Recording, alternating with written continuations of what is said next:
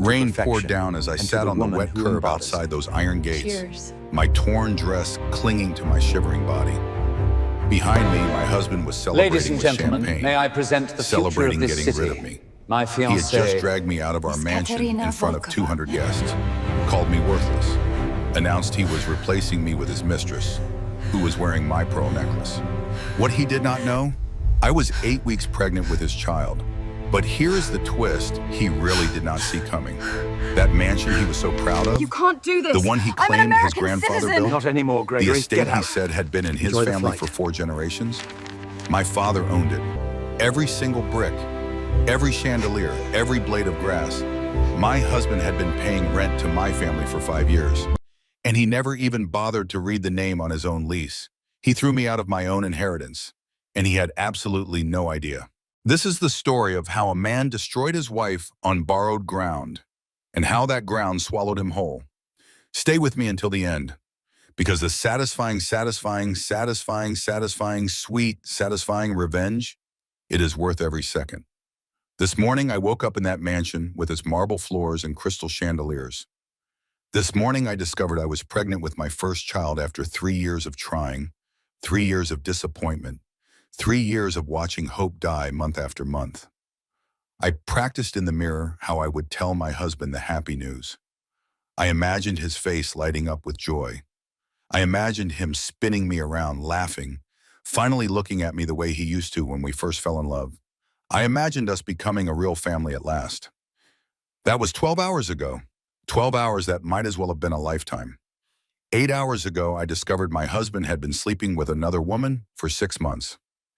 I found the photographs. I saw the proof with my own eyes, each image a knife twisting deeper into my heart. 4 hours ago, I was dragged across those pristine marble floors by security guards while 200 people watched in horrified fascination. Some of them laughed. Most of them pulled out their phones and recorded my humiliation like I was entertainment, like my destruction was content for their social media feeds.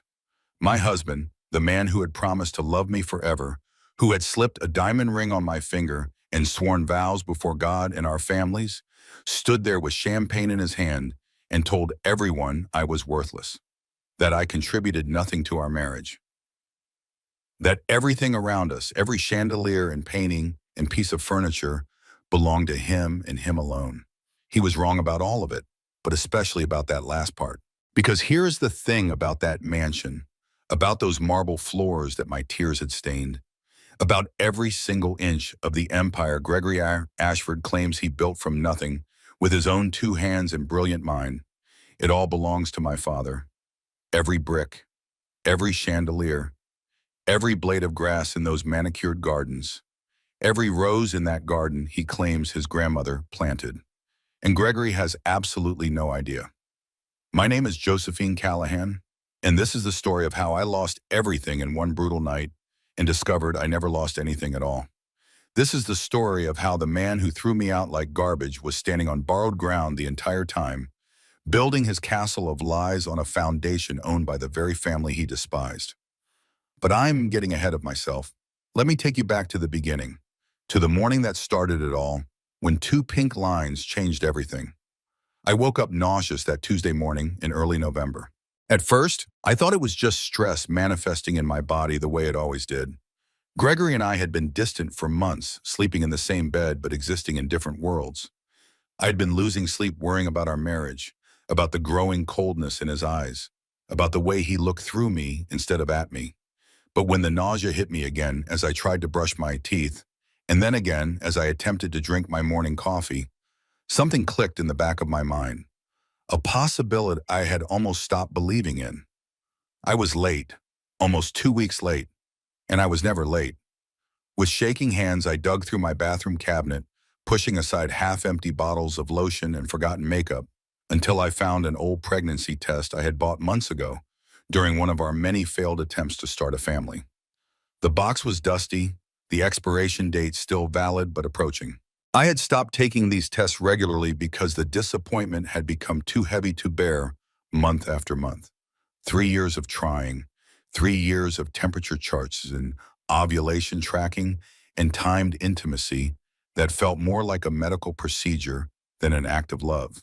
3 years of Gregory growing colder with each negative result, as if my body's failure to conceive was a personal insult to his masculine pride. I sat on the edge of that cold marble bathtub in our massive master bathroom, the test stick clutched in my trembling fingers, and I waited. The longest 3 minutes of my entire life ticked by on the clock mounted above the door. I could not look. I could not breathe. I could not do anything but sit there and pray to a God I was not sure I believed in anymore. When I finally forced myself to look down, my vision blurred with tears before I could even focus on the result window. 2 pink lines, clear and unmistakable against the white background. I stared at them so long my eyes began to sting and water. 2 pink lines. After everything we had been through, after all the tears and the fertility treatments, and the hope that kept dying and being reborn month after month only to die again. 2 pink lines that meant everything was about to change. I touched my still flat stomach with wonder, my fingers pressing gently against the place where a new life was already growing, already dividing and multiplying, already becoming a person. "Hello, little one," I whispered into the empty bathroom, my voice cracking with emotion. "I am your mother, and I am going to love you more than you can possibly imagine." Tears streamed down my face, but for the first time in months, they were happy tears, joyful tears. For the first time in what felt like years, I felt genuine hope blooming in my chest. Maybe this baby would bring Gregory back to me. Maybe this was the miracle our dying marriage needed. Maybe when he heard the news, when he realized we had finally succeeded in creating life together, he would remember why he had fallen in love with me in the first place. I hid the pregnancy test in my jewelry box beneath my grandmother's pearls, the ones Gregory had given to someone else, planning the perfect reveal. Gregory was hosting a dinner party that night, one of his elaborate affairs with important business associates, society people, local politicians, the usual crowd of wealthy and powerful individuals he loved to impress and manipulate. I would wait until after dinner, pull him aside to somewhere private, and tell him the news that would change our lives. I imagined the scene in vivid detail as I got dressed that morning, his face lighting up with surprised joy. Him picking me up and spinning me around the way he used to when we were dating. Him kissing me deeply and telling me he loved me, that he had always loved me, that he was sorry for being so distant. I imagined us becoming a real family at last, the three of us against the world. I was such a fool, such a naive, trusting, pathetic fool. What I did not know, what I could not possibly have known, as I stood there dreaming of reconciliation and new beginnings, was that I was not the only one planning a revelation that night. Gregory had his own announcement prepared, one that had been in the works for months, and his announcement would not bring us together. It would destroy me completely. But before I tell you about the dinner party that shattered my world, I need to tell you about what else I discovered that morning. Because the same day I found out I was carrying my husband's child, I also discovered that my husband was a liar, a cheater, and a fraud. I had hired a private investigator 3 weeks earlier. It cost me $2,000, every single penny I had secretly saved over the two long years, by returning clothes Gregory bought me and pocketing the refunds, by skimming small amounts from the household budget he gave me, by selling jewelry he had forgotten about on consignment at a shop across town where no one knew me. Gregory controlled every bank account, every credit card, every aspect of our financial life. He gave me a monthly allowance for household expenses and reviewed every statement with a suspicious eye of an accountant looking for fraud. That $2,000 represented my entire net worth as a married woman, the sum total of my financial independence after 3 years of marriage to a supposed millionaire. The investigator was a tired-looking man in his 50s named Frank, who operated out of a small office above a dry cleaner's shop.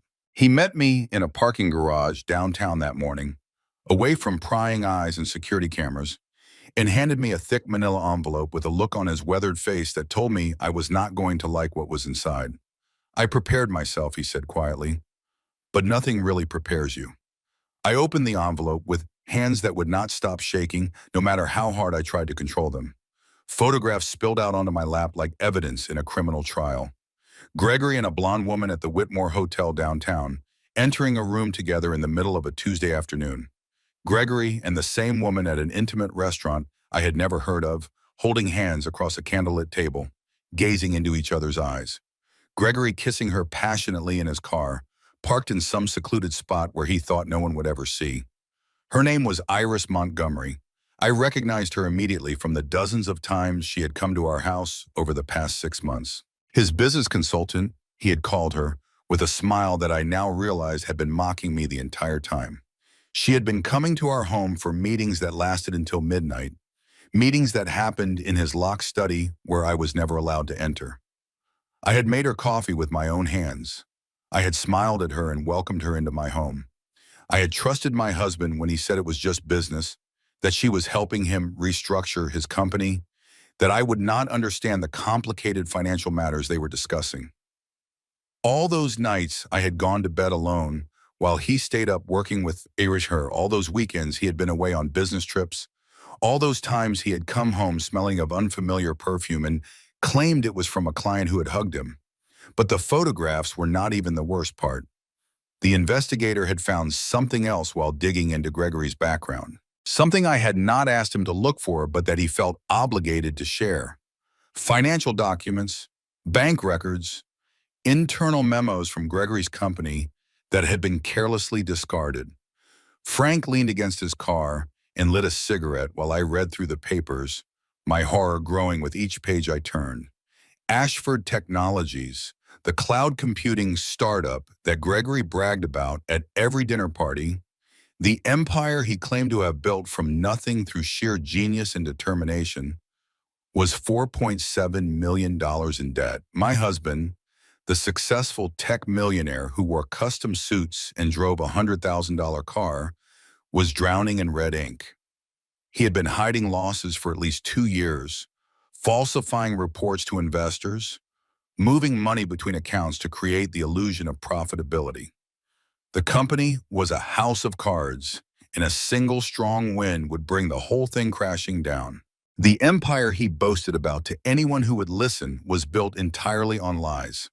For one long moment, sitting in my car in that dim parking garage with evidence of betrayal scattered across my lap, I almost felt sorry for him. He must be so scared, I thought, so desperate to maintain the illusion of success that defined his entire identity, so terrified that the world would discover the truth about who he really was beneath the expensive suits and confident smile. Then I remembered the 2 pink lines on that pregnancy test, and I remembered the photographs of him kissing another woman, and whatever sympathy I had felt evaporated like morning dew. I had 3 options laid out before me, each with its own risks and consequences. Option 1, confront Gregory immediately. Show him the photographs and the financial documents. Demand a divorce and fight for whatever scraps I could salvage from the wreckage of our marriage. Option 2, stay silent and plan my escape carefully. Gather more evidence. Consult with lawyers. Build a case that would ensure I got what I deserved when I finally left. Option 3, wait until after the dinner party, tell him about the pregnancy first, and give him one last chance to choose us, to choose our family over his mistress and his lies. I chose option 3, not because I was weak, although looking back now through the lens of bitter experience, maybe I was. I chose it because I wanted my child to know someday that I had given their father every possible chance. I wanted to be able to look my baby in the eyes when they were old enough to understand and say honestly that I tried. I really tried to make it work. I did not know that while I was sitting in that parking garage contemplating how to save my marriage, Gregory was already planning option 4, a public execution designed to destroy me so completely that I would never recover. The Ashford estate. That was what Gregory called our home, speaking the words with the kind of reverent pride usually reserved for ancestral castles and historic landmarks. 22 rooms spread across 15,000 square feet of pristine luxury. 7 bathrooms clad in Italian marble. A pool house bigger than the cramped apartment where I had grown up with my father after my mother died. Gardens that sprawled across 3 acres, meticulously maintained by a team of professional landscapers. A circular driveway with a fountain in the center that probably cost more than most people's houses. Gregory had told me the story of this house dozens of times, always with the same rehearsed reverence. always with the same carefully constructed details. His grandfather built it in 1962, he would say, gazing up at the facade with what I now recognize as performed nostalgia. He made his fortune in railroad investments and wanted to create a legacy that would last for generations. My grandmother planted every rose in that garden with her own hands. That portrait above the fireplace is my great-uncle, a railroad tycoon who helped build the transcontinental lines. 4 generations of Ashfords had lived within these walls, he told me, and now I was part of that legacy, that noble tradition of wealth and privilege. I believed every word. Why would I not? Who lies about something as verifiable as family history and property ownership? Who invents an entire ancestry complete with railroad tycoons and rose-planting grandmothers? Gregory Ashford, that is who. The truth was simpler and sadder and infinitely more pathetic than the elaborate fiction he had constructed. Gregory rented this mansion through a property management company called Morrison Property Partners, $15,000 a month. He had been doing so for 5 years, ever since he decided he needed an impressive address to match the impressive lies he told about his business success. He had never met the actual owner, never even knew the owner's name, never bothered to look closely at the paperwork beyond signing his name on the lease agreement. And here is the thing that still makes me laugh out loud whenever I think about it. Even now, even after everything, the owner's name was printed clearly on every single lease document, every property record, every piece of paper Gregory had ever signed related to this house. Harold Morrison, my father's real name, the name he never used, that I had only seen on my parents' marriage certificate and his driver's license. Gregory Ashford built his entire fake empire on the foundation of my father's real one.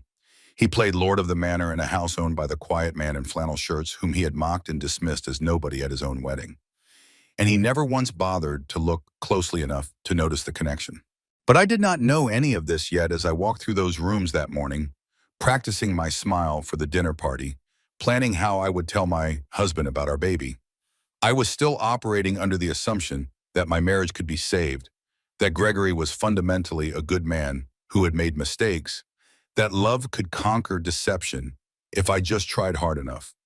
I would learn the truth soon enough, and when I did, everything would change. I spent 2 full hours getting ready for that dinner party, longer than I had spent preparing for anything in months. I chose a blue dress that cost $800, a beautiful silk creation that hugged my figure and made my eyes look almost luminous in the right light. Gregory had once told me that blue was his favorite color on me, back in the early days when he still bothered to notice what I was wearing, back when his compliments felt genuine rather than obligatory. I did my hair the way he liked it, swept up in an elegant twist that exposed my neck. I applied my makeup with painstaking care, going for a natural look that still managed to highlight my best features. I practiced my smile in the mirror over and over until it looked almost real, until even I could almost believe I was happy. I had the affair photographs in my purse, tucked into a side pocket where I could feel their presence like a wound. The financial documents, too, folded and refolded until the creases were permanent. But I was not going to use them. Not yet. Not tonight. Tonight, I was going to give my husband one more chance. I was going to tell him about our baby and pray that it would remind him why he had married me in the first place, that it would awaken whatever love still existed somewhere beneath the coldness and the lies. God, I was naive, so trusting, so hopeful, so desperately committed to believing in a man who did not deserve an ounce of my faith. The guests started arriving around 7 o'clock, just as the sun was setting and the mansion's exterior lights were flickering on to illuminate the facade in warm golden hues. Luxury cars lined the circular driveway like an automotive fashion show. Valets in crisp uniforms parked Porsches and Mercedes and Bentleys and a few exotic imports I could not even identify. 150 people poured through our front doors over the course of an hour, each one dressed in the finest clothes money could buy, each one greeting Gregory with the kind of fawning admiration reserved for powerful men. Business associates from Ashford Technologies, most of whom I had met at similar events, but whose names I could never quite remember. Society people whose last names appeared on hospital wings and university buildings. Local politicians who smiled too widely and laughed too loudly at jokes that were not funny. The kind of crowd Gregory loved to impress, loved to manipulate, loved to watch as they competed for his attention and approval. I played the perfect hostess, just as I had been trained to do over 3 years of these elaborate performances. Greeting guests at the door with warmth I did not feel, directing the catering staff with quiet authority, making sure champagne glasses were never empty and appetizer trays were always full, smiling until my face ached from the effort of pretending everything was fine.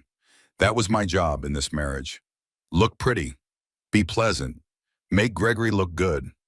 Never complain, never question, never reveal the cracks in the perfect facade we presented to the world. Then Iris arrived, and my carefully constructed composure nearly shattered into 1,000 pieces.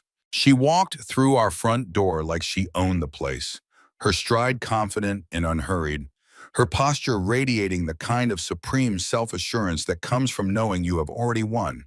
She was wearing a white dress that probably cost more than my entire wardrobe combined, a sleek designer creation that clung to her curves and left little to the imagination. Her blonde hair was swept up in an elegant twist similar to mine, as if she were mocking me with the imitation. Her sharp predator eyes scanned the room like a hawk searching for prey before landing on me with what I can only describe as triumphant amusement. And around her elegant throat, catching the light from the chandeliers above, was my pearl necklace, the one Gregory had given me for our first anniversary when he still pretended to love me, when he still made an effort to mark occasions that mattered. The necklace that had gone missing 3 months ago, that I had searched for everywhere, that I had assumed I had somehow lost despite my careful nature.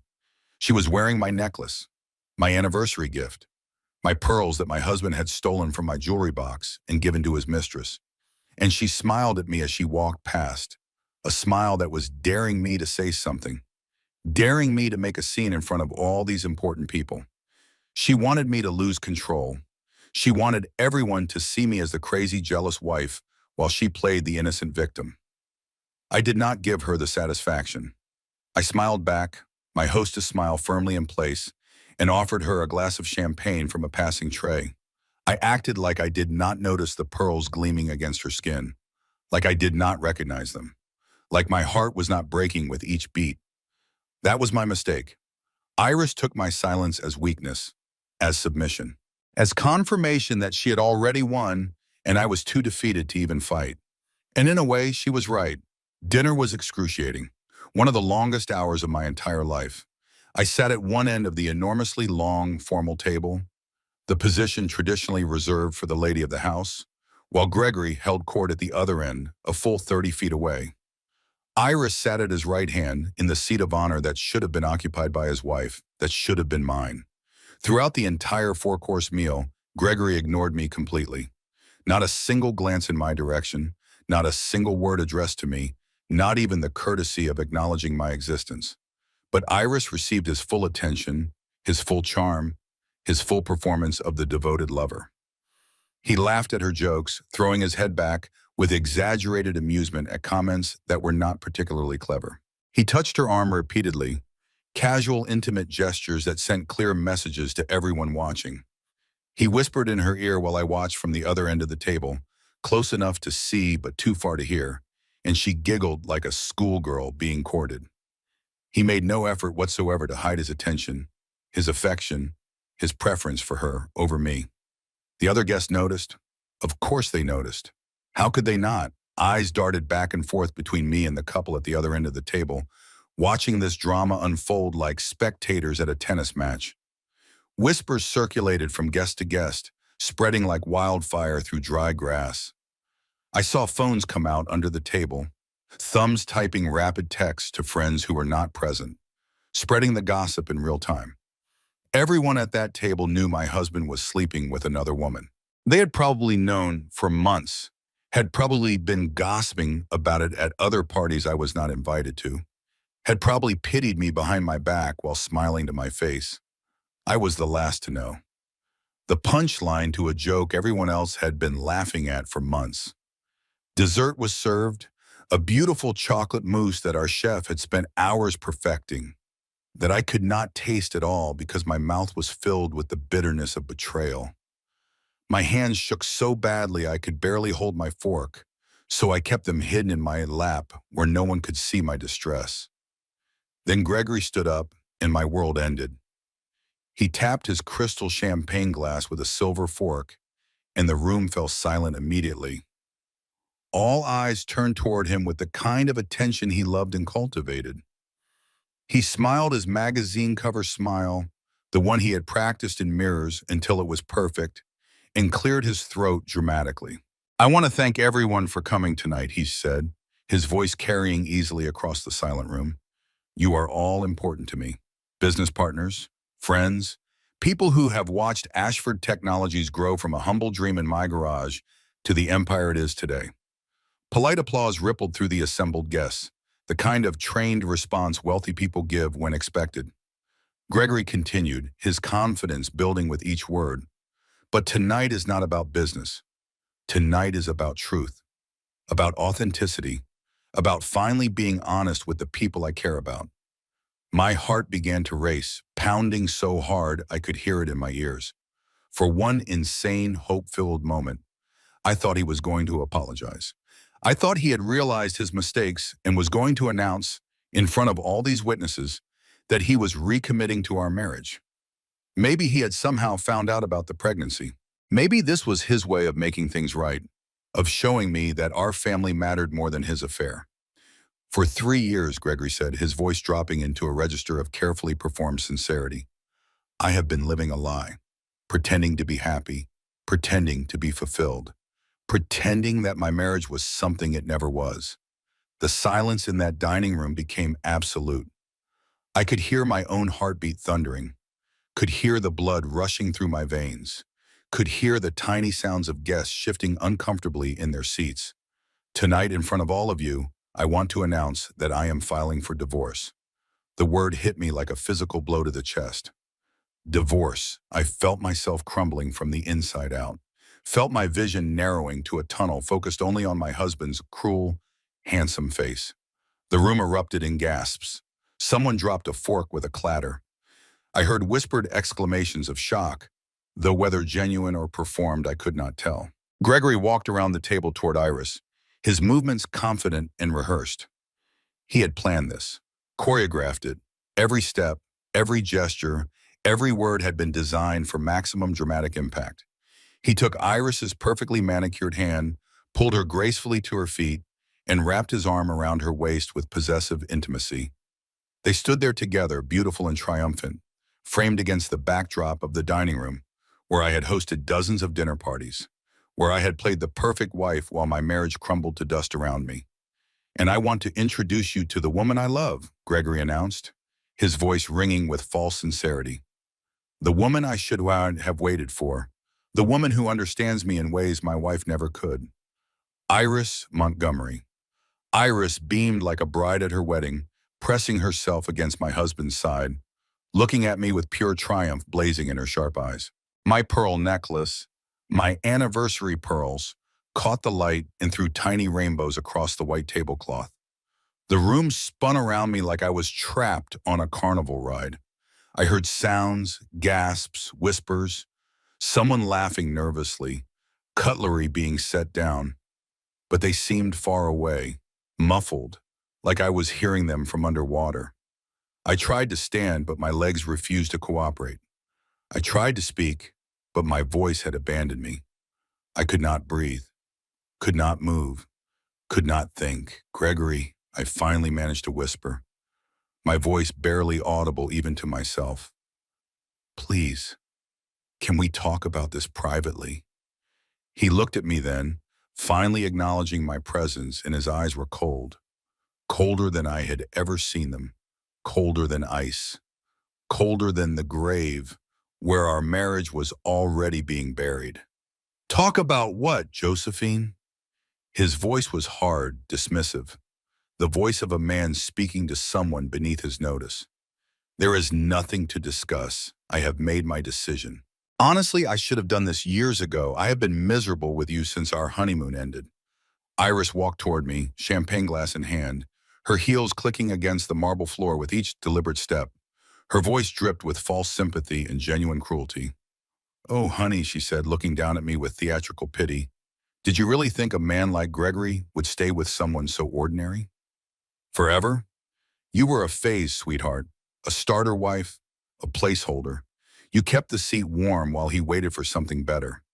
She gestured to herself with a theatrical flourish, my pearls swinging with the movement. You are looking at better.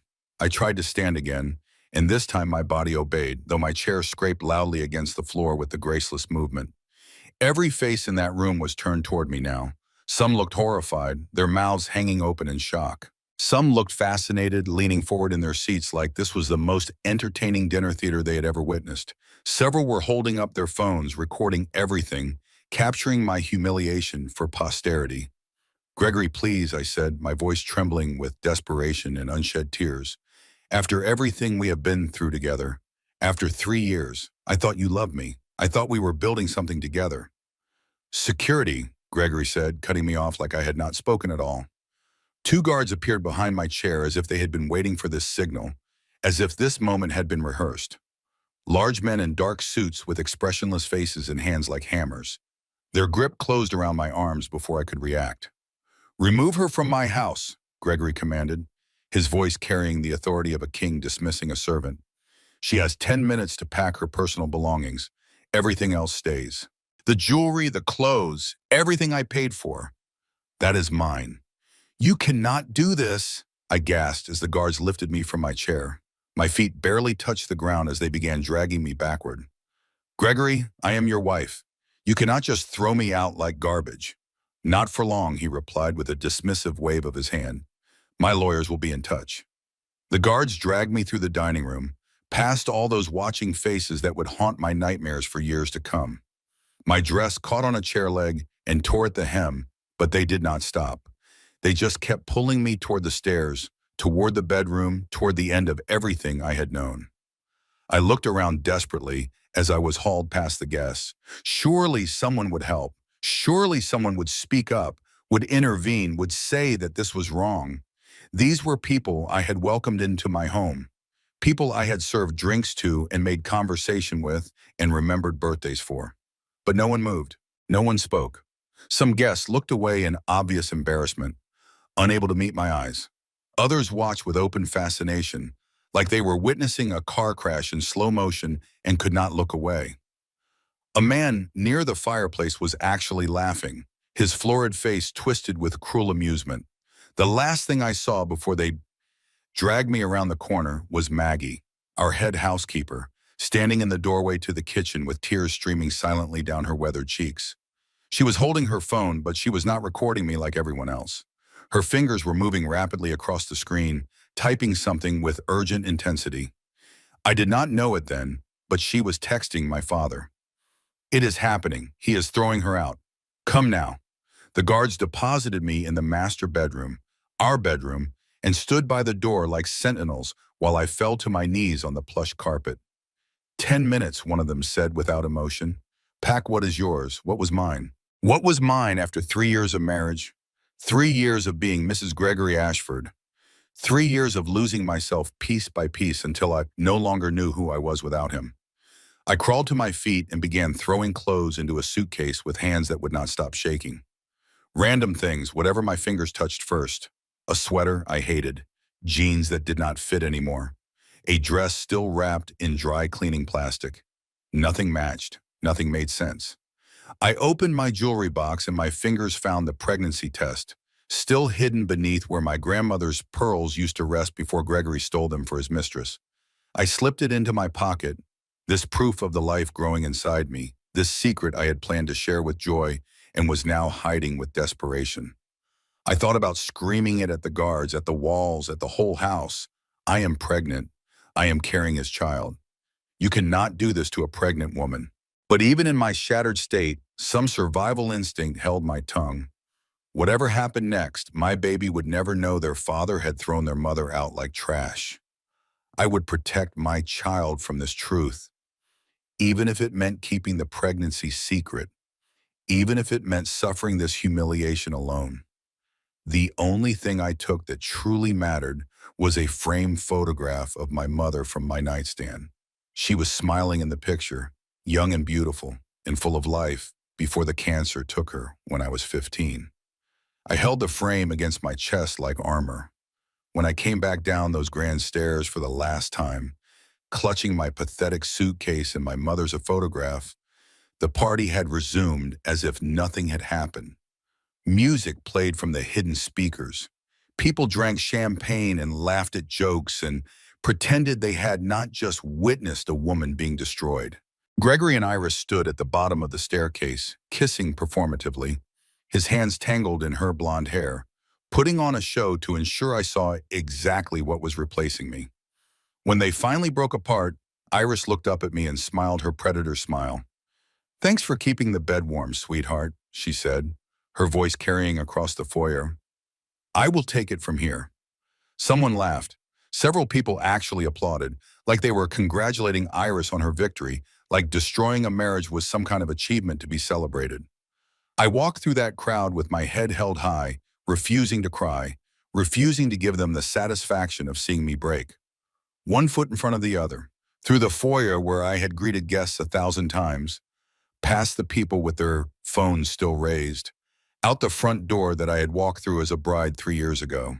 The last thing I heard as the heavy door closed behind me was Gregory's voice, loud and jubilant, calling for more champagne. Outside it had started to rain.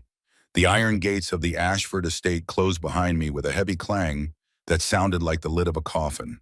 Through them I could see the mansion blazing with light, could hear the muffled sounds of celebration continuing without me. And then I was outside, alone, in the dark, in the cold November rain, holding one small suitcase with everything I had left in the world. I sat down on the wet curb and let myself shatter. I sat on that wet curb for exactly 23 minutes. I know because I watched the time on my phone, counting each minute as it passed, waiting for something to change, waiting for Gregory to come out and say it was all a terrible joke, waiting for someone, anyone, to realize that what had just happened was wrong. No one came. I had $127 in my personal bank account, the remains of my secret savings after I had paid the private investigator.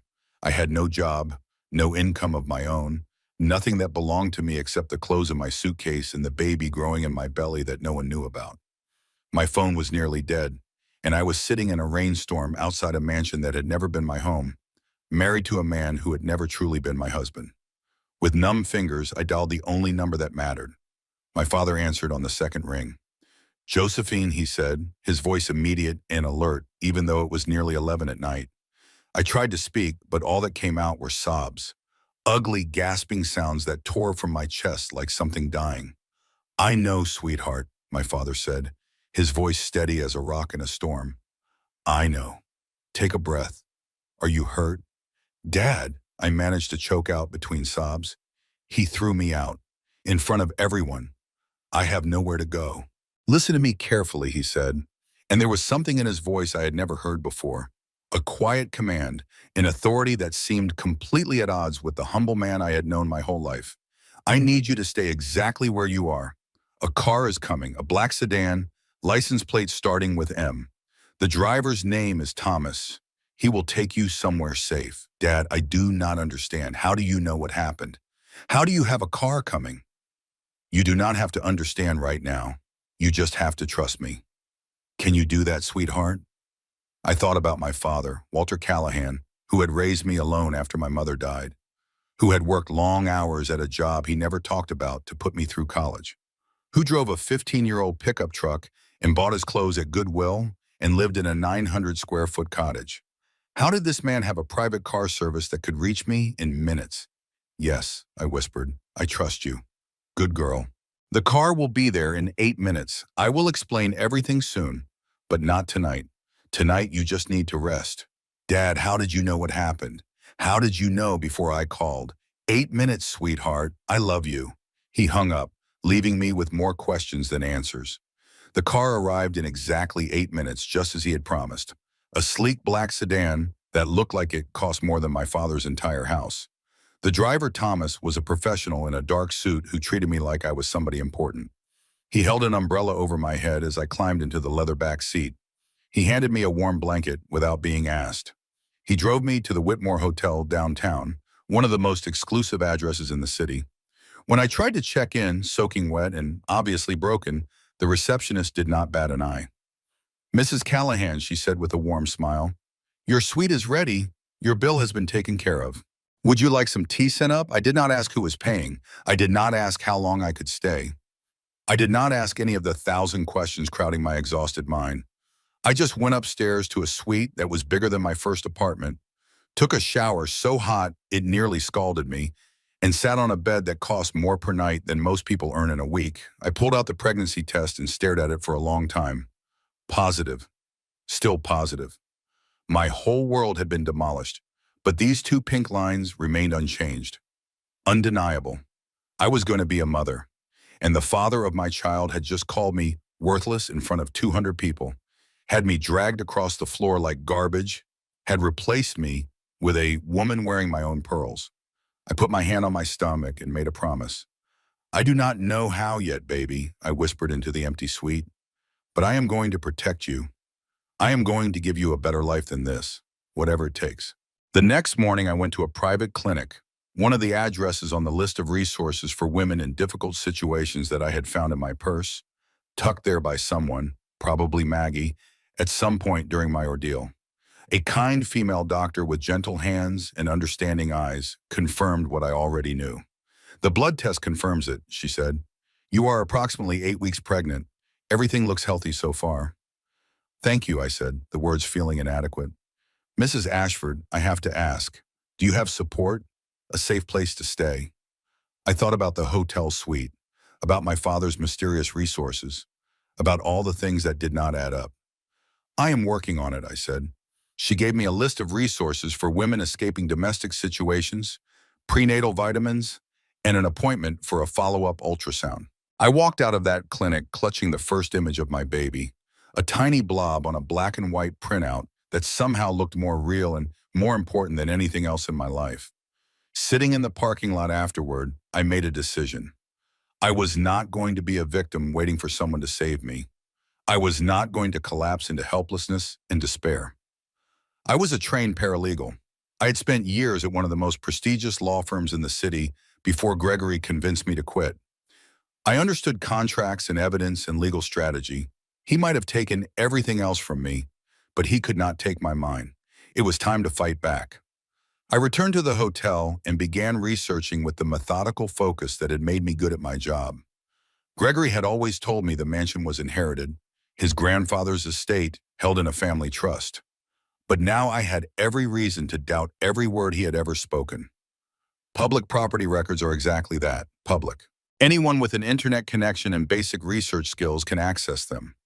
And I had more than basic skills.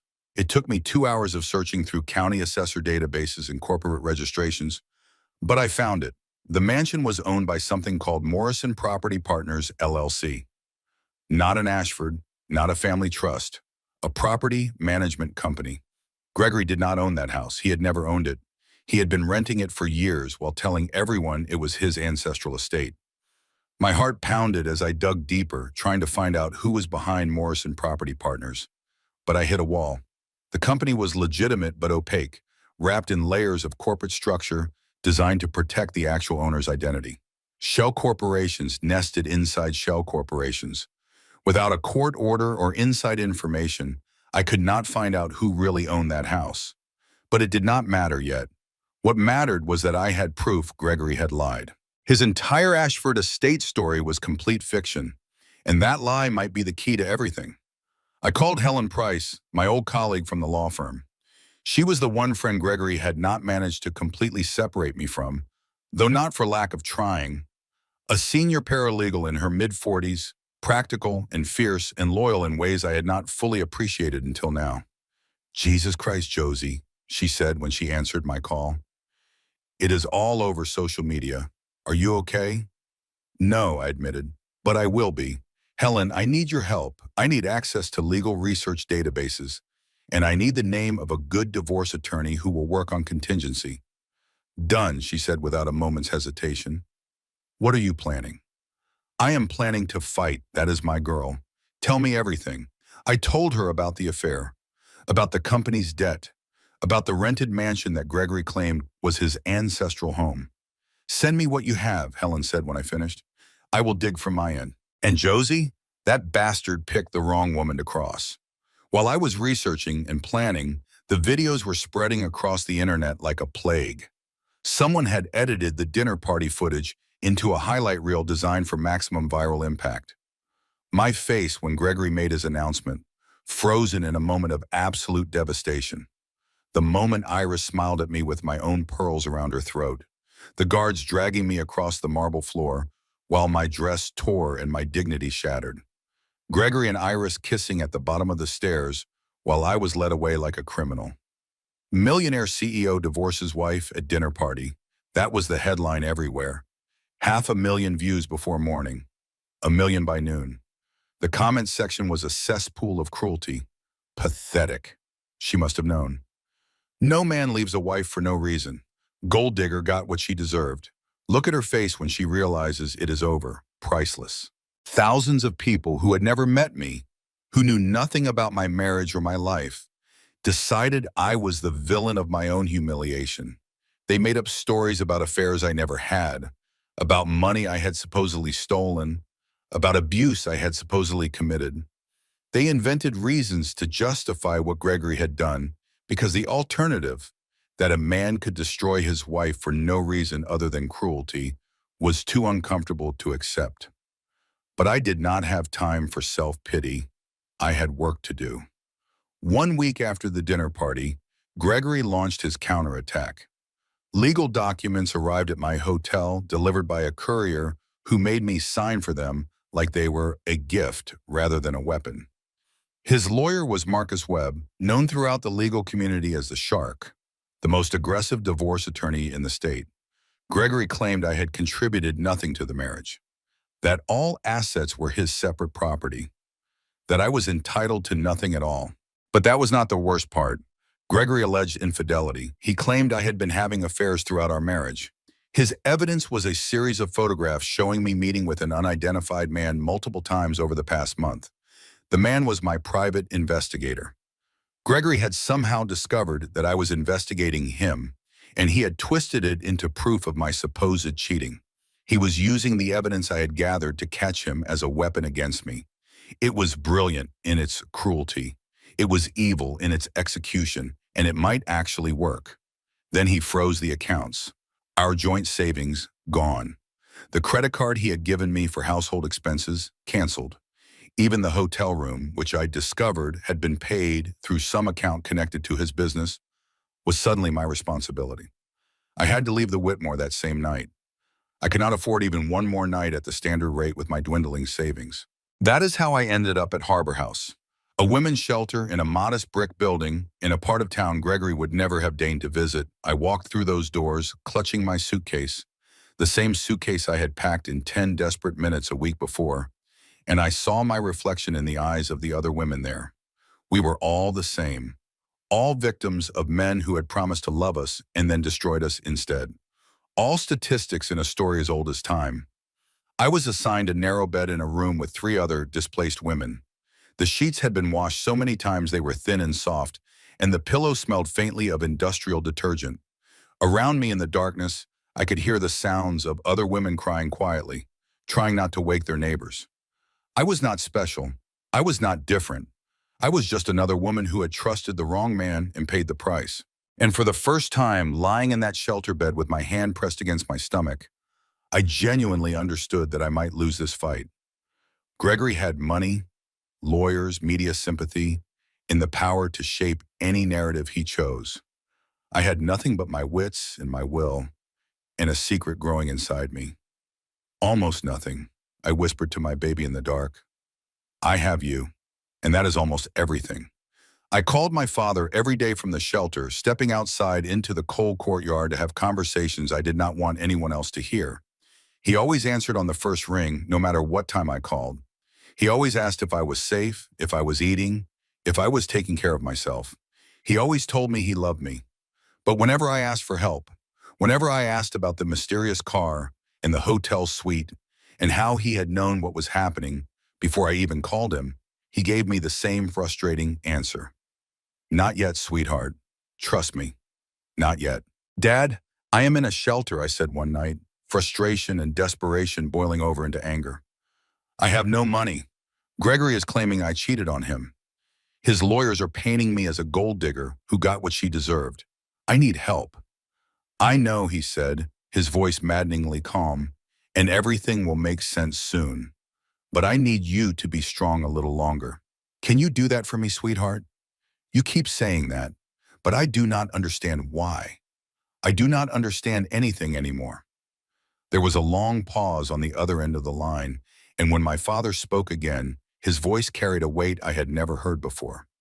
Josephine, I have never let you down. Not once in your entire life. Have I? I thought about my childhood after my mother died, the way he had held our small family together through grief and hardship, the extra shifts he worked to pay for my education, the birthday cakes he learned to bake because mom was not there to do it anymore. The way he had shown up every single time for every recital and graduation and moment that mattered. No, I admitted quietly, you never have. Then trust me now, 2 more weeks. That is all I am asking. I wanted to scream at him. I wanted to demand answers. I wanted to shake him until the truth fell out. But he was right. In 32 years, my father had never broken a promise to me, never let me down, never given me a single reason to doubt him. So I chose to trust him, even when every logical part of my brain was screaming that nothing made sense. 2 days later, I received a text from an unknown number asking me to meet at a coffee shop near the shelter. When I arrived, wrapped in my inadequate coat against the November chill, Maggie Brennan was waiting in a back booth. She looked older than I remembered, her face lined with worry, her eyes constantly scanning the room as if expecting Gregory to burst through the door at any moment. I cannot stay long, she said before I even sat down. If Gregory finds out I am meeting you, I will lose my job. Worse than that, he has already threatened to destroy anyone who helps you. Maggie, I said, sliding into the booth across from her. What is going on? You texted my father the night I was thrown out. I saw you typing on your phone while they were dragging me past. How do you even have his number? She was quiet for a long moment, her weathered hands wrapped around a coffee cup that had gone cold. Josephine, there are things I cannot tell you. Not yet. I made a promise to someone, and I have never broken a promise in my life. But I can give you one piece of advice. She slid an envelope across the table toward me. Gregory keeps a safe in his study. The combination is his mother's birthday. October 14th, 1959, 10/14/59.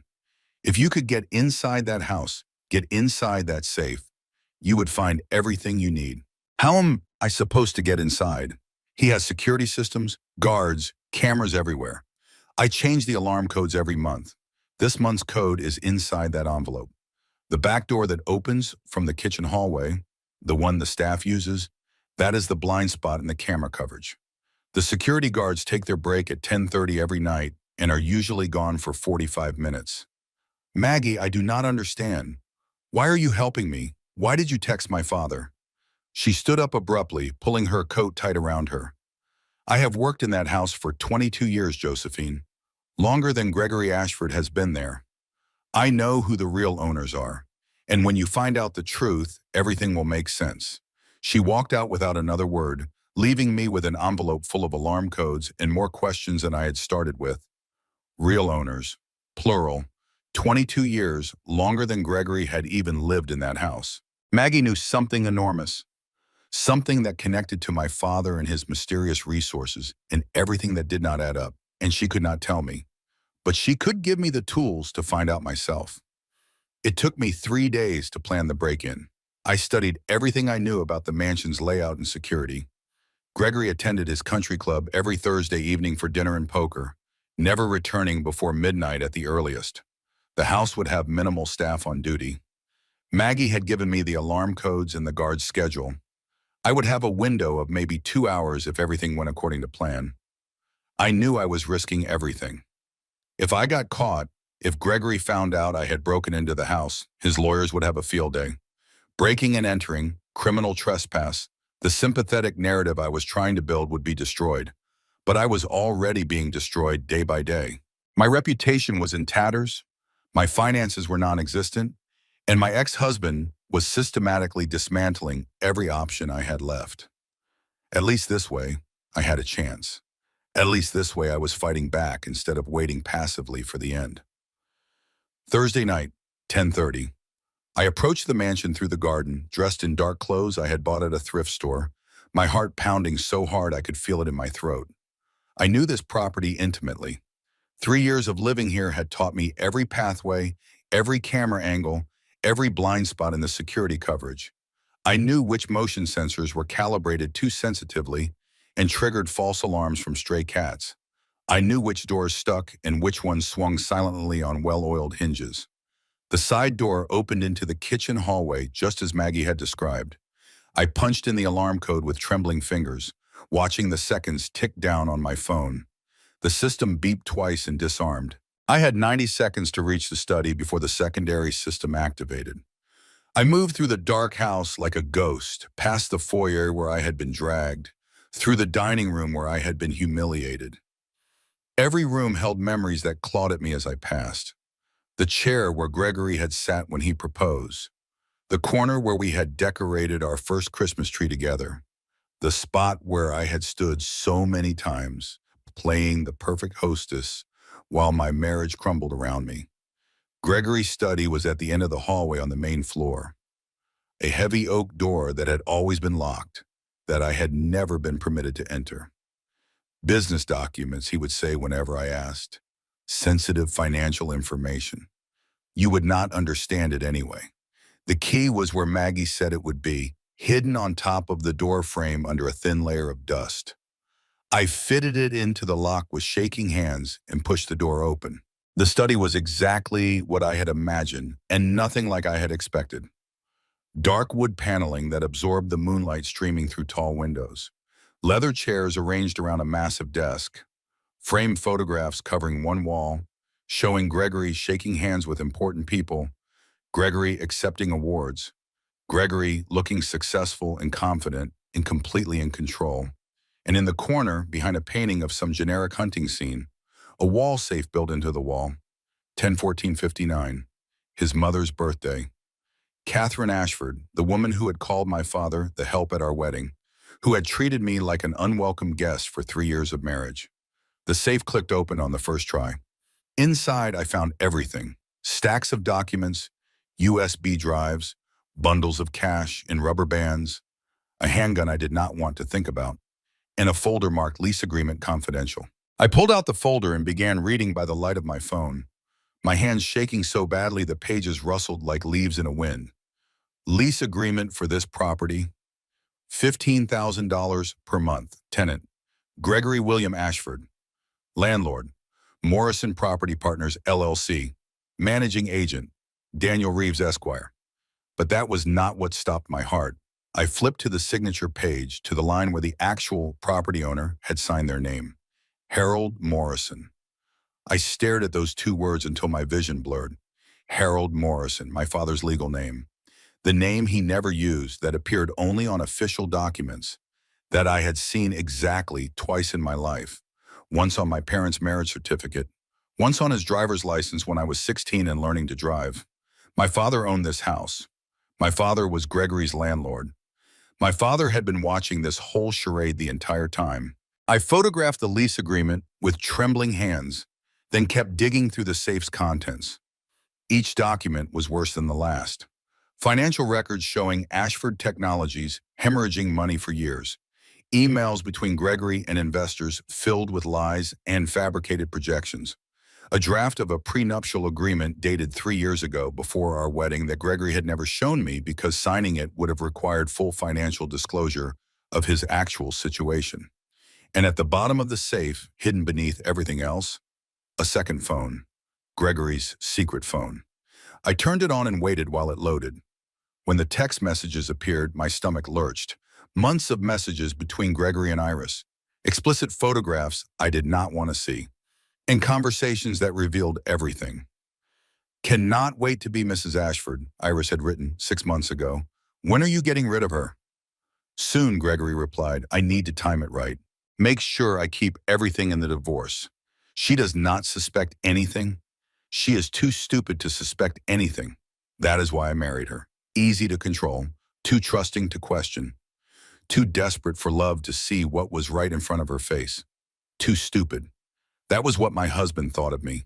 The man I had loved, the man whose child I was carrying, thought I was too stupid to notice his lies, too stupid to fight back, too stupid to matter.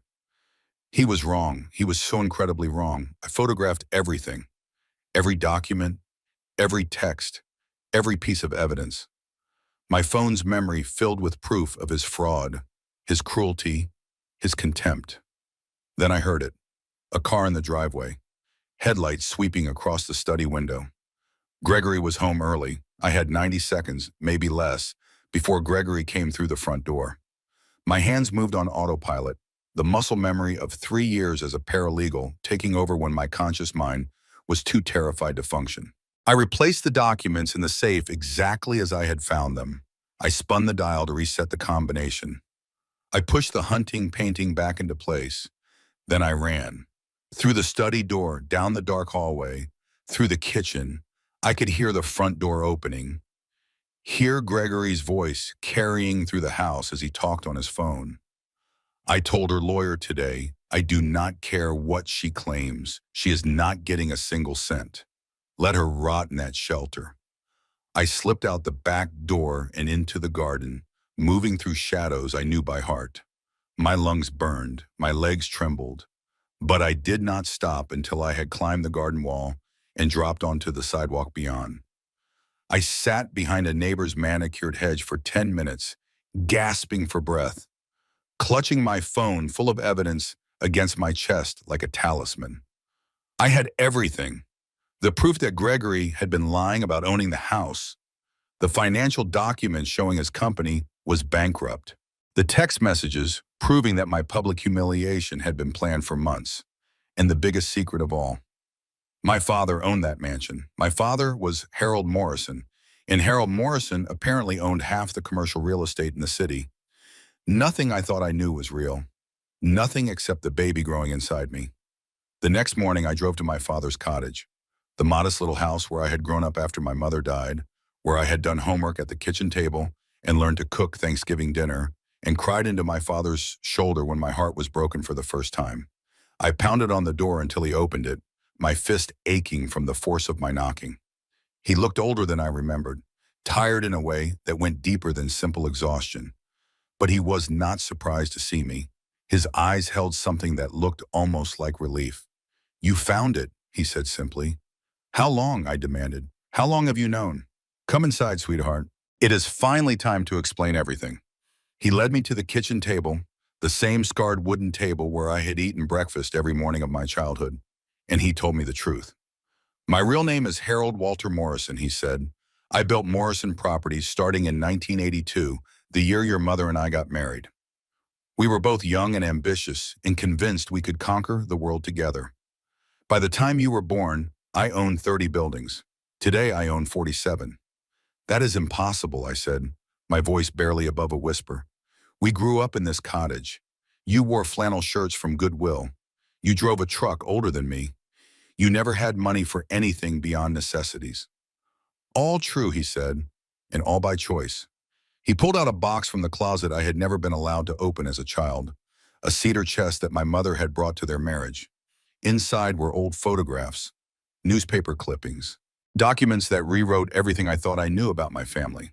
A young version of my father in a hard hat at construction sites, pointing at blueprints, directing workers, newspaper articles with headlines like "Local Developer Transforms Downtown" and "Morrison Properties Announces Major Expansion." A photograph of my parents standing in front of a half-built mansion, their arms around each other, their faces bright with hope. The mansion. My mansion. Gregory's mansion. "I built that house for your mother in 1985, my father said, his eyes filling with tears that he did not try to hide. "We were going to move in on her 40th birthday. We had planned every detail together. The layout of the rooms, the garden where she wanted to plant roses, the nursery where we would put your crib. Then she got sick. Cancer. The same cancer that would eventually take her from me. It started growing just as our dream house was being finished. She died 3 months before her 40th birthday, and I could not live there without her. I could not walk through those rooms knowing she would never see them. His voice broke, and he paused to compose himself. So I stayed here, in the cottage where we had started our life together. The mansion sat empty for years. Eventually, I started renting it out, anonymously, through the property management company. It was easier than selling it, easier than admitting she was really gone. That part of my life was over. Gregory has been renting Mom's house this whole time. The house you built for her, for 5 years, $15,000 a month, which he has been late on more than once. He never knew who owned it, never cared enough to find out. He just saw a big, impressive house he could use to impress people, and he took it without asking any questions.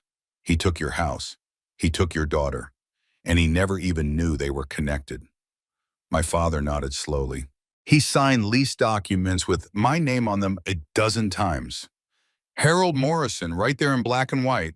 He looked at it and saw nothing because he could not imagine that a man who dresses like I do, who drives what I drive, who lives how I live, could possibly matter.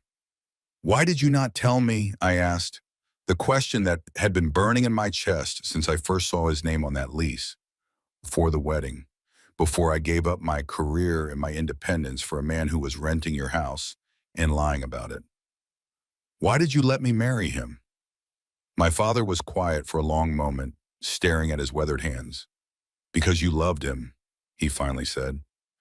And I hoped I was wrong about him. He stood and walked to the window, looking out at the small garden where my mother had once grown tomatoes. When you were 29, you did not need my money. You had your own career, your own apartment, your own savings. You were building a life I was proud of. I wanted you to find love on your own terms. Real love. Not someone chasing an inheritance they did not know existed. Then Gregory came along. Charming, successful, saying all the right things. I wanted to believe he was what you deserved, what you needed, but you did not believe it. I had doubts from the first time I met him, he admitted. So I investigated him, quietly. I have resources that you did not know about. I've found the debt, the lies about the house, the cracks in his facade. But you were already engaged by then, already dreaming about your wedding, already so in love that you could not see what I could see. I made a choice, Josephine, maybe the wrong one. I decided to wait and watch, to let him prove himself one way or the other. And when he threw me out, I was ready. I have been ready for 3 years. Every piece of evidence I have gathered, every document, every witness, it is all prepared. I was just waiting for Gregory to show who he really was, waiting for him to make a move so egregious that no one could defend him. He turned to face me. Here is what is going to happen. I am going to evict Gregory from the mansion. 30 days notice per the lease terms. His office is in Morrison Plaza, which I also own. That lease terminates too. His car is leased through a company where I am the primary investor. His country club membership, his yacht club, even the restaurant where he proposed to you. I sit on boards. I hold shares. I have influence in ways he never imagined. Gregory built his entire fake life on my real property, and I am going to pull every brick out from under him. He came to stand in front of me and took my hands in his. But Josephine, I want to be clear about something. This was always going to be your choice. I had the power to destroy Gregory at any time, but you had the right to decide when and how. That is why I waited. That is why I sent Maggie to help you find the evidence yourself, rather than just handing it to you. You did not need to be rescued, sweetheart. You needed to rescue yourself. And you did. The eviction day arrived like justice finally taking physical form. My father, an attorney named Daniel Reeves, who worked for Morrison Properties, 2 sheriff's deputies, and I pulled up to the mansion in a convoy of vehicles. As I looked through the car window at those iron gates, the same gates that had closed behind me in the rain, I felt something shift inside my chest. Not triumph exactly. Something quieter. Something that felt like the first breath after nearly drowning. Gregory opened the front door in a silk robe, coffee cup in hand, looking annoyed at the interruption to his morning routine. His expression shifted through several phases when he saw who was standing on his doorstep. Confusion first, then recognition, then contempt. Josephine, he said with a sneer. Come to beg? I told my lawyers absolutely no settlement. You get nothing. Mr. Ashford, Daniel Reeves stepped forward, his voice carrying the weight of legal authority. My name is Daniel Reeves. I represent Morrison Property Partners, the owner of this property. You are being served with an eviction notice. Gregory actually laughed, a harsh sound that echoed off the marble foyer behind him. Eviction? From my own house? This is my grandfather's estate. It has been in my family for 4 generations. You have the wrong address. Daniel handed him a thick envelope of documents. This property has never been owned by anyone named Ashford. You have been renting it for 5 years through our property management company. The owner has elected to terminate your lease effective immediately. You have 30 days to vacate the premises. Gregory's face went through a remarkable transformation as he flipped through the pages. The color drained from his skin. His hands began to tremble. His smug confidence crumbled like a sandcastle hit by a wave. This is a mistake, he said, but his voice had lost its certainty. There must be some error in the paperwork. No mistake, my father said, stepping forward into the light. I should know. I am the owner. Gregory stared at him, at the weathered old man in flannel and worn jeans, the man he had mocked at his own wedding, the man he had called nobody, and the help. You, he whispered, that is impossible. You are just a retired property manager. You do not own anything. I am Harold Morrison, my father said, and his quiet voice carried more power than Gregory's bluster ever had. I built this house in 1985 for my wife, your mother-in-law, the woman you never bothered to learn anything about. I own Morrison Properties, Morrison Plaza, and about 45 other commercial buildings in this city, including the one where your office is located. Gregory's coffee cup slipped from his fingers and shattered on the marble floor. He did not seem to notice. Your office lease is also terminated, my father continued, along with your parking space at the Morrison Garage, your country club membership, which operates on property I hold the note on, your car lease through a company where I am the primary investor. He stepped closer to Gregory, and for the first time I saw my husband flinch away from someone he had always considered beneath him. You called my daughter worthless. You dragged her across my floors. You threw her out of my house and left her in the rain while you celebrated with champagne. Now you are going to learn what worthless really means. Movement on the staircase behind Gregory caught my attention. Iris appeared at the top of the stairs, wrapped in a silk robe identical to Gregory's, her hair mussed from sleep. Gregory? What is going on? Who are these people?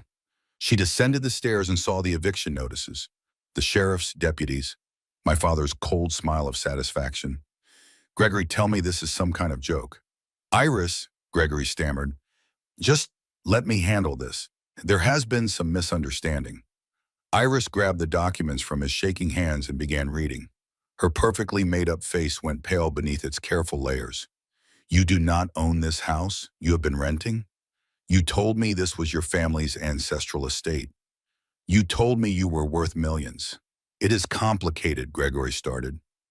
Complicated? Iris's voice rose to a shriek. You are broke. Your company is failing. Your house is rented. Your car is probably leased. Everything you told me was a lie. She was already moving, shoving past Gregory to run up the stairs. I could hear her throwing things into luggage, drawers slamming, her voice carrying curses through the house. She reappeared 5 minutes later with 2 designer suitcases and a purse bulging with whatever valuables she had managed to grab. Iris, wait, Gregory pleaded. We can work this out. She stopped at the door and looked at him with pure contempt. I did not sign up for broke, Gregory. I do not do broke. I do not do liars. And I certainly do not do losers. She paused and looked at me, something flickering in her eyes that might have been respect or might have been fear. Good luck with him. He is your problem now. She walked out without another word, and I never saw Iris Montgomery again. At least not the triumphant, pearl-wearing version who had smiled at my humiliation. The woman I would encounter later was someone else entirely. Gregory stood in the foyer of the house he had never owned, surrounded by evidence of his lies, watching his mistress abandon him without a backward glance. I thought that was victory. I thought we had won. I was so naive. The worst was still coming. 1 week after the eviction notice was served, Gregory held a press conference. I watched it on television from my father's cottage. Helen sitting beside me, Daniel Reeves pacing behind us. Gregory stood at a podium in a hotel conference room, looking devastated and humble, and nothing like the arrogant man who had thrown me out. He dabbed at his eyes with a handkerchief. His voice trembled with manufactured emotion. "I am here today to set the record straight," he said. "Over the past week, terrible lies have been spread about me, about my company, my home, my character. But the truth is far simpler and sadder. My wife Josephine was having an affair. I have evidence. When I discovered her betrayal, I made the painful decision to end our marriage. I was emotional. I handled it badly. In public, in front of friends. I deeply regret that. But what has happened since is far worse. My wife and her father have conspired to destroy me. They have used their hidden wealth and connections to attack my business, my reputation, my entire life. They have tried to paint me as a fraud when I am the victim." He held up documents that looked official and damning. "The truth is that I rented my family home temporarily due to financial difficulties.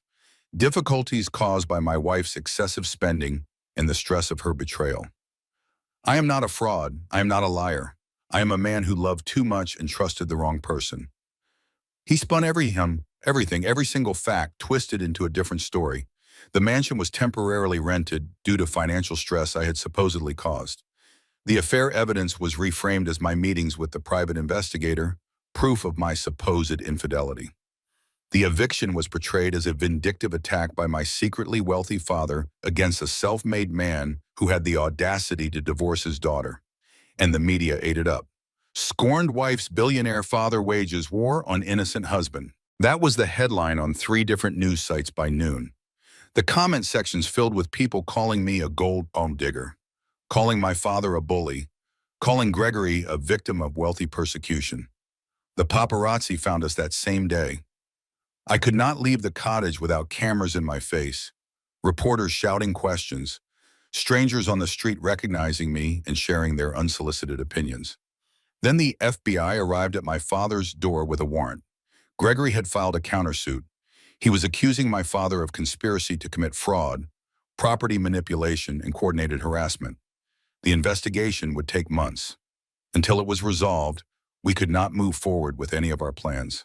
And that was when the stress finally broke me. I started bleeding in the middle of the night. Daniel rushed me to the hospital while my father followed in his truck, both of them breaking every speed limit to get me there. The doctor's face was grave when she came to talk to me. "Mrs. Ashford, the bleeding has stopped and the baby's heartbeat is stable. But I have to be honest with you. This was a warning. The stress you are under is affecting your pregnancy. If you do not find a way to reduce it significantly, you could lose this baby." "What do I do?" I asked, tears streaming down my face. "Bed rest, no stress, no confrontations." "I know that is not realistic given your situation, but that is my medical advice. Your body is telling you it cannot handle anymore." I lay in that hospital bed all night, watching strangers discuss my life on television. Pundits debated whether I was a gold digger or a victim. Gregory gave another interview, dabbing his eyes, talking about the woman I thought I knew, and I realized with terrible clarity that I was losing. Not just the court case or the public relations battle. I was losing my baby. I was losing my health. I was losing everything that mattered. For the first time since the nightmare began, I genuinely considered surrender. A soft knock on my hospital room door pulled me out of my spiral of despair. Maggie Brennan walked in carrying a small bouquet of flowers, her weathered face creased with worry and something else. Determination, perhaps, or the look of someone who has finally decided to break a promise they have kept for too long. "I heard what happened," she said, sitting beside my bed and taking my hand. "Oh, sweetheart, I am so sorry. Maggie, I cannot do this anymore. He is winning. He is always going to win. I should just give up. Let him have whatever he wants. Protect my baby from all of this." "No," she said firmly, "he is not going to win. And I am done watching from the sidelines." She glanced at the door to make sure we were alone, then leaned close. "I have something.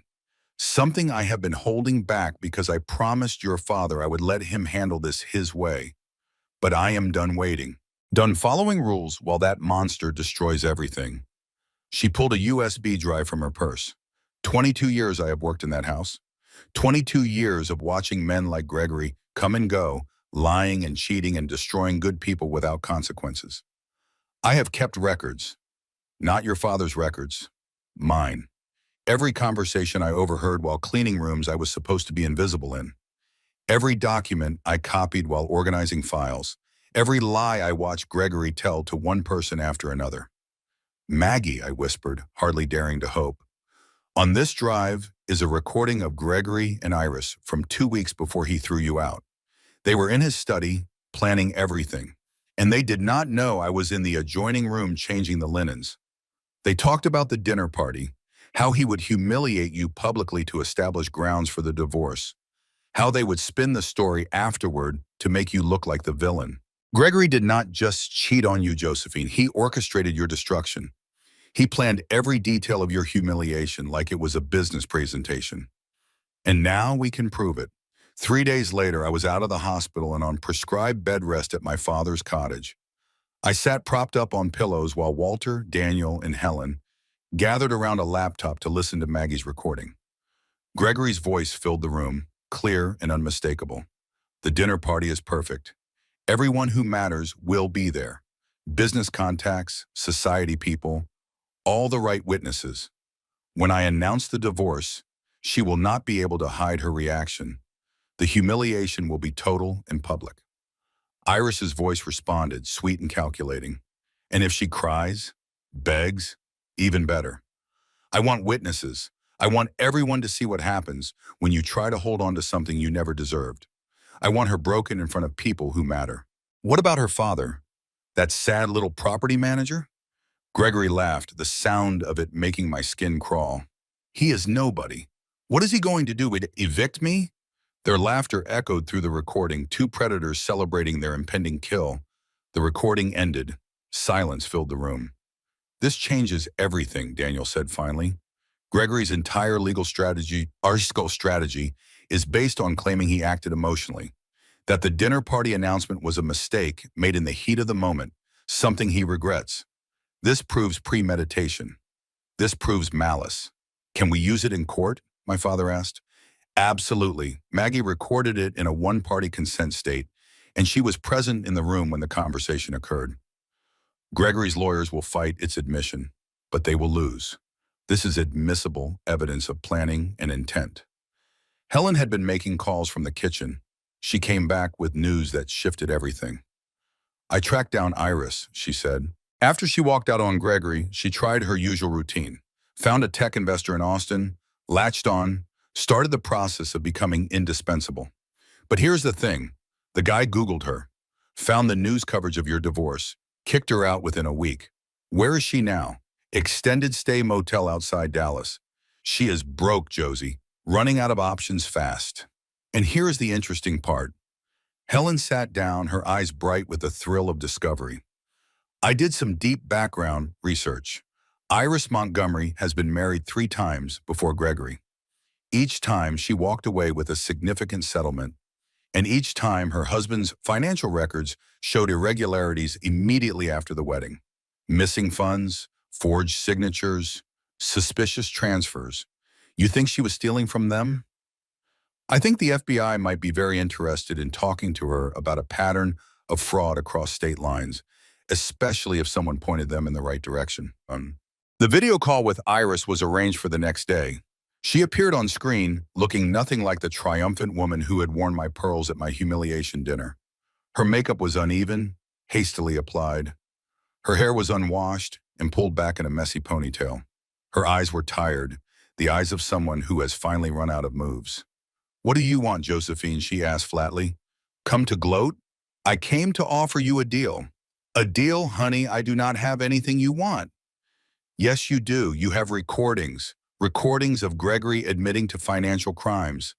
I know you were planning to use them as leverage after you married him. Her face flickered. A tell. She knew I knew. Here is what I am offering, I continued. You give me those recordings. You provide a sworn statement about Gregory's planning of my public humiliation. And you testified truthfully in the divorce proceedings about everything you witnessed. And in exchange, I do not hand the evidence of your pattern of fraud over to the FBI. I do not pursue charges. You walk away clean, find a fresh start somewhere new, and we never have to see each other again. Why would you do that? After everything I did to you? I paused, considering my answer. The truth was complicated. Because I am not like you, I said finally. And I am not like Gregory. I do not want revenge. I want freedom. I want my baby to have a life that is not defined by hatred and lawsuits and endless fighting. You can give me that freedom. I am not offering you this deal because I forgive you or because I think you deserve it. I am offering it because destroying you would cost me more than letting you go. Iris was quiet for a long moment. You are pregnant 8 weeks when your boyfriend threw me out? Almost 4 months now. Something shifted in her face. Maybe it was guilt. Maybe it was just the practical calculation of a survivor, recognizing when she has been outmaneuvered. I would never know which. I will send you everything tonight, she said quietly. And Josephine? For what it is worth, I am sorry. Not because you are making me sorry, but because I have done enough in my life to know when I deserve what is happening to me. Over the next 3 weeks, we assembled everything. Iris's recordings of Gregory admitting to securities fraud, Maggie's recording of the planned humiliation, the financial documents from Gregory's safe, my father's property records proving Gregory's lies about the mansion, text messages, emails, bank statements, an airtight case built on Gregory's own words and actions. The FBI dropped their investigation of my father once they saw the actual evidence. Instead, they opened a new investigation into Gregory Ashford. His lawyers reached out for a settlement meeting. Gregory was finally ready to negotiate.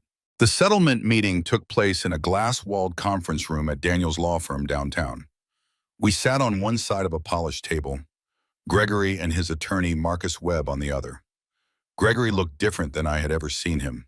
Thinner, his expensive suit hanging loose on his frame. Paler, the confident glow replaced by the gray pallor of sleepless nights. The arrogance was gone from his eyes, replaced by something that looked almost like fear. Marcus Webb made the opening offer. My client is prepared to offer a generous settlement. Full ownership of the shared vehicles. $2 million cash. An agreement to cease all public statements about Mrs. Ashford. A clean break. Daniel did not even pretend to consider it. That is interesting, he said.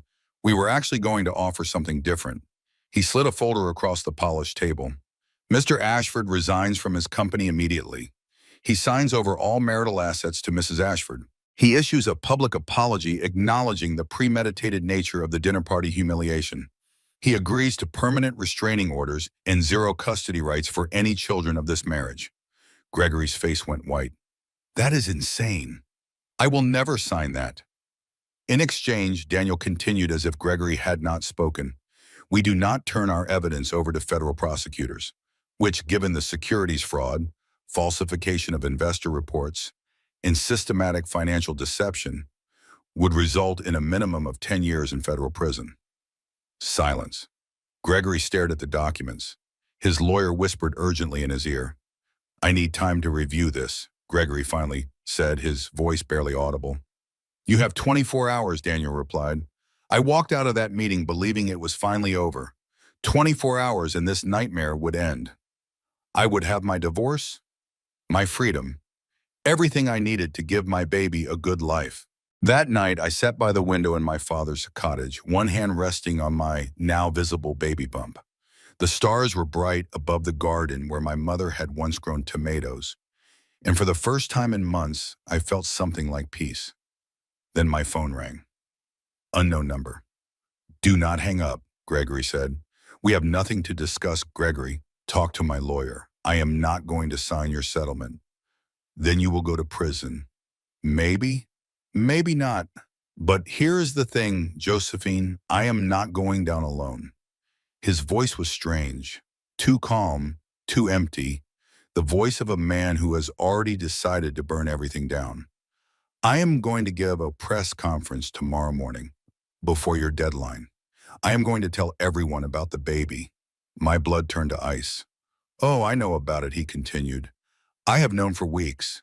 I have sources at the hospital, people who will share information for the right price. A baby conceived during our marriage, hidden from the father. That is going to change the whole story, is it not? What do you want, Gregory? I want to make you a deal. You drop everything. The settlement, the evidence, all of it. You walk away quietly. And in exchange, I do not tell the world that you tried to steal my child. That is insane. No court would give you custody after everything you have done. His laugh was bitter, empty of anything like humor. This is not about custody, Josephine. This is about destruction. Even if I lose every case, even if I go to prison, I will spend every day, every dollar, every breath making sure that child knows what you did, how you lied, how you hid them from their father, how you used them as a weapon. I will poison your child against you. I will make sure they grow up hating you. That is my promise, not a threat, a promise. Silence stretched between us. Sleep on it, he said. You have until 9 a.m. The line went dead. I sat frozen for hours after that call, unable to move. Gregory was not threatening my legal case. He was threatening the one thing I could not protect with lawyers or evidence. My child's peace of mind, their sense of who they were, their ability to grow up without being torn apart by their parents' war. I could win every battle and still lose the war, because some wars do not end in courtrooms. They end in the hearts of children who grow up hearing poison about their parents. For the first time, I genuinely did not know what to do. At 3 in the morning, footsteps sounded on the cottage porch. My father appeared in the doorway, wrapped in his old robe, his face showing that he had not slept either. You should be asleep, sweetheart. So should you. He sat beside me on the window seat, his presence as solid and comforting as it had been my entire life. I heard the phone call, he said quietly. Dad, what do I do? If I fight him, he will spend the rest of his life trying to turn my child against me. But if I give up, he wins. He gets to walk away from everything he did. My father was quiet for a long moment. Then he said something I will carry with me for the rest of my life. Let me tell you something about your mother. Something I have never told anyone. He looked out at the stars above the garden. When she got sick, when we knew the cancer was going to win, she made me promise her something. She took my hand and she said, Walter, when I am gone, do not let grief turn you into someone I would not recognize. Do not let anger and pain make you hard. Stay soft, stay kind, even when it costs you. I have tried to honor that promise for 27 years. It is why I did not destroy Gregory at your wedding, even when everything in me wanted to. It is why I let you make your own choice, even when I knew it would hurt you. But Josephine, being kind does not mean being weak. Your mother was not weak. She was the strongest person I have ever known.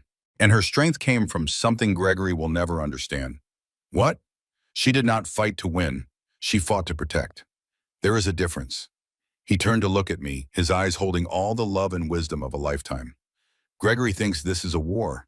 He thinks you are enemies, and whoever destroys the other most completely is the winner. But you are not fighting him, sweetheart. You are protecting your child. And protection does not require hatred. It does not require revenge. It just requires doing what is necessary. But what if he poisons my baby against me? Then you tell your child the truth. Not with anger, not with bitterness, just the truth. And you trust that love is stronger than poison. You trust that a child raised with genuine love will recognize genuine love, even if it takes years. Gregory's threat only works if you believe hatred is stronger than love. Do you believe that? I thought about my mother, who I barely remembered. I thought about my father, who had raised me with patient love through all the years without her. I thought about the baby inside me, who had already survived so much. No, I said finally, I do not believe that. Then you already know what to do. 9 a.m., a hotel conference room. Press gathered with cameras and microphones, expecting Gregory's press conference, expecting another round of accusations and sympathy seeking. Gregory stood at a podium, notes in hand, ready to destroy me one more time in front of the world. But before he could speak, the doors opened. I walked in, visibly pregnant now, my bump impossible to hide. Head high, flanked by Daniel, my father, and our legal team. Gregory faltered, his prepared script suddenly useless.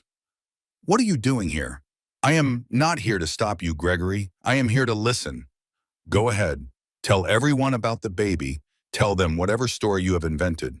This was supposed to be my announcement, he said, uncertainty creeping into his voice. It still is.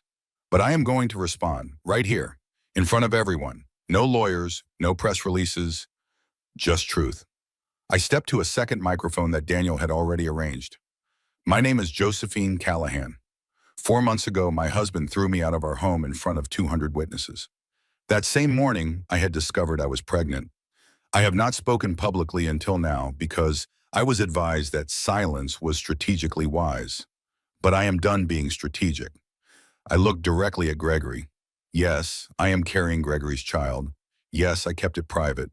Not as a weapon or a secret, but because I wanted to protect my baby from exactly this. From being used as a pawn in a public war. Gregory has threatened to spend the rest of his life poisoning our child against me. I believe him. He is a man who plans his cruelties carefully. I have heard the recordings. But here's what I want everyone, including my child someday, to understand. I do not hate Gregory. I pity him. Because hatred is exhausting. Revenge is empty. And a life built on destroying others is a life that destroys itself. I turned back to the cameras. Gregory can fight me for years. He can spread whatever lies he wants. But I am going to raise our child with love. Not because I am naive, but because it is the only thing that lasts. And someday when that child is old enough, I will tell them the truth. The whole truth. And I will let them decide for themselves what kind of people their parents were. I am not going to drop my case. I am not going to hide. And I am not going to let fear of Gregory's threats stop me from protecting myself and my child. The settlement offer stands. He has until noon. I walked out. Gregory stood frozen at his podium, his prepared speech useless, his threat neutralized. At 11:47 that morning, Gregory sat alone in the law firm conference room. His lawyer had stepped out. No one was there to hold his hand. He signed the settlement. Every page, every clause, full surrender. When he was finished, he looked up at me with something in his eyes I had never seen before. It might have been regret. You know, I loved you once, he said quietly. In the beginning. Whatever you believe about me, that part was real. I know, I said. That is what makes all of this so sad. For what it is worth, I am sorry. About the dinner, about Iris, about all of it. Apologies do not undo damage, Gregory, but I accept them anyway. Not for you, for me. So I can move on. I stood up. Goodbye, Gregory. I walked out and did not look back. The federal investigation moved forward despite the settlement. Gregory cooperated with prosecutors, named names, provided evidence against bigger players in the financial fraud scheme. In exchange, he received 3 years instead of 10. I watched the news coverage of his sentencing, him in handcuffs, the confident millionaire in prison orange, the man who had thrown me out of his rented mansion being led away to a cell. He served his time quietly. When he got out, he was 50 years old, broke, and unemployable in any field that mattered. The last anyone heard, he was managing a car rental counter at an airport 3 states away. He never remarried, never rebuilt, never became anything more than a cautionary tale. I kept my promise to Iris. I did not turn her over to the FBI. But the internet has a long memory, and her testimony in my divorce case made headlines. Her game stopped working. Every new target Googled her name and found the coverage. The Black Widow's web was finally exposed. Gregory's mother, Catherine, wrote to me once, about a year after the settlement, a handwritten letter on expensive stationery that must have cost her dearly. She had sold everything by then. Dear Josephine, the letter read, I do not expect forgiveness, and I am not asking for it. I just want you to know that I finally understand what I did. I raised my son to believe that image mattered more than character. That status was worth any cost. I created the man who hurt you. That is my punishment. Knowing that, I never wrote back. Some wounds are too deep for correspondence. But I kept the letter. Elizabeth Rose Callahan was born on a Tuesday morning in March. 7 pounds, 4 ounces. Brown eyes like mine. Her father's chin, which we would deal with together. The moment I held her, everything that had come before faded into insignificance. The humiliation, the fear, the fighting, the nights I had spent wondering if I would survive. None of it mattered anymore. only this small, perfect person in my arms. I finally understood what my father had told me years ago. When you were born, he had said, I looked at you and thought, everything before this was just practice. This is what I was meant for. I moved back into the mansion. Not Gregory's mansion, my mother's mansion. The house my father had built for the woman he loved, now filled with the family she never got to meet. I stripped away the cold, modern decor Gregory had chosen and replaced it with warmth. Family photos on every surface. My mother's roses blooming again in the garden. Children's toys eventually scattered in corners. A home, finally, instead of a showpiece. I married Daniel Reeves 2 years after my divorce was finalized. Small ceremony, 14 guests. Maggie walked me down the aisle alongside my father. Daniel had been there through everything. The hospital stays, the court dates, the late nights preparing documents. He had never pushed, never presumed, just been present and patient and kind. When he finally told me he had been in love with me for years, it felt like coming home. Elizabeth calls Daniel daddy. She knows the truth, told age appropriately when she was old enough to understand. But Daniel is the only father she has ever really had, the only one who showed up. We had 2 more children together, James and Rose, the twins, born when Elizabeth was 2. My father's cottage became too small for Sunday dinners, so we had them at the mansion instead, around a table long enough for everyone. I started a foundation for women escaping financial abuse, not with my father's money, but with my own, built from the settlement and careful investment over years. We taught women about credit and contracts and recognizing manipulation. We helped them build the independence their abusers had tried to steal. 12,000 women in 5 years. 12,000 women who learned what I learned the hard way. That money is not just currency, it is freedom. And no one should be able to take it from you without your consent. My father watched his grandchildren grow. He told them stories about their grandmother, about the roses she wanted to plant, about the house he had built for her that was now filled with the family she never got to meet. But time catches us all eventually. Sweetheart, he said one evening as we sat in the garden watching the children play, the doctors say I do not have much time. A year, maybe less. Dad, no. Listen to me. Everything I have, everything I built, goes to you. Not because you need it, because you are the only person I trust to use it the way I tried to protect people, to build things that matter, to remember that money is a tool, not a treasure. You are going to fight. No, sweetheart. I am going to rest. I have waited 27 years to see your mother again. I am ready, but I am not worried about leaving, because I know you will be fine. Better than fine. You are the strongest person I have ever known. Stronger than me. My father died on a Sunday morning in October. He was 83 years old. He spent his last weeks telling stories about my mother, playing with his grandchildren, making sure every detail of his affairs was in order. His funeral had over 600 people. Business partners, employees, people he had helped anonymously for 50 years. I learned things about my father that day I had never known. Scholarships he funded, hospitals he built, families he supported through hard times without ever taking credit. He was Harold Morrison, real estate developer. And he was also just Walter Callahan, the man in flannel shirts who drove an old pickup truck and loved his daughter more than anything in the world. 20 years later, the mansion is full of life again. Elizabeth's graduation party fills every room, spills out into the garden, fills the air with laughter and music. My daughter stands surrounded by friends and family, her college diploma in hand. She looks like me, everyone says. Same strength, same warm eyes.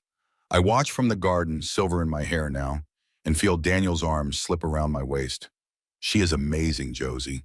We did good. We did. All of us. Elizabeth breaks away from her friends and walks toward me. Mom, I want to talk to you about something, anything.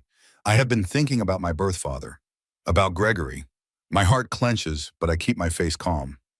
I found out he died, she says, 3 years ago. His obituary showed up in a search I was doing for a school project. I did not know either. It made me sad. Not for him exactly. I never knew him, but sad for who he could have been. What might have happened if he had made different choices? I have thought about that too, I admit, many times. But here is what I realized, Mom. I am not sad about my life. I had you, I had Dad, I had Grandpa Walter. I had the best family anyone could ask for. She hugs me and I hold her the way I have held her since the first moment she was placed in my arms. I just wanted to say thank you, she says, for protecting me, for telling me the truth when I was ready, for never making me feel like I had to choose sides or carry your anger. You could have raised me to hate him, and I would have, but you did not. I just wanted you to be free, free to feel whatever you feel, and I am. So thank you. That night, after the party ends and the house falls quiet, I walk out to the garden alone. I sit on the bench where I last talked with my father, the same bench where he proposed to my mother 60 years ago. The mansion glows behind me, full of family, full of love. People ask me sometimes if I ever think about that night. The night Gregory threw me out. The night I sat in the rain with nothing but a suitcase and a secret growing inside me. I do think about it, not often, but sometimes. What I remember most is not the humiliation, not the fear or the anger or the triumph of what came after.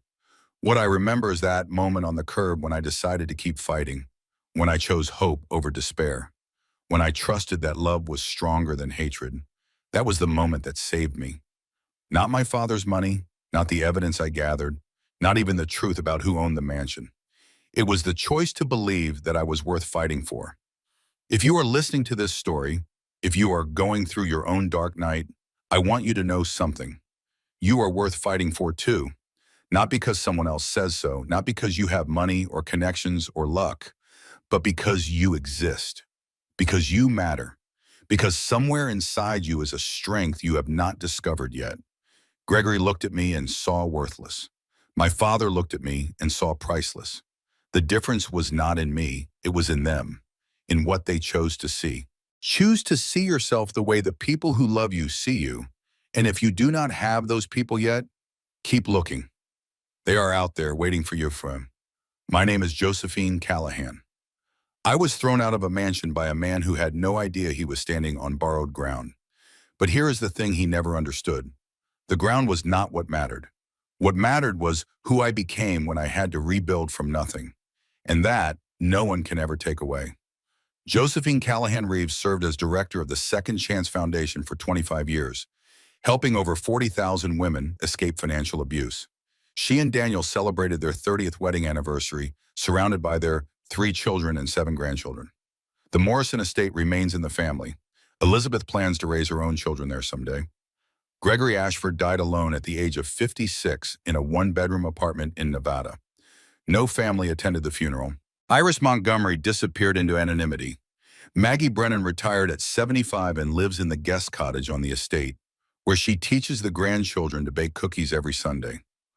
On Walter Morrison's grave beside his beloved wife Elizabeth, fresh flowers appear every week. Someone still visits. Some love stories do not end. They just change form. And remember, you are worth fighting for.